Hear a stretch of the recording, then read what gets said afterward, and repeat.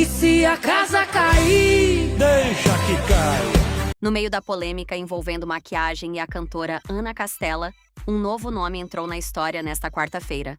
O amigo da artista, Odorico Reis, publicou uma mensagem nas redes que muitos seguidores interpretaram como um apoio direto à cantora. A discussão começou depois de vídeos envolvendo Maria Flor, filha de Virgínia Fonseca, e Zé Felipe.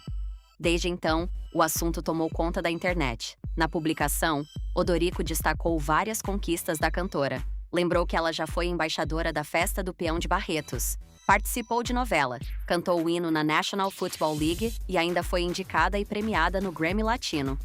Ele finalizou dizendo que maquiagem é amor e que confia em quem admira. E aí, você acha que foi uma indireta ou apenas um elogio? amanhecer na gandaia. Se a casa cair, Deixa que caia. hoje eu vou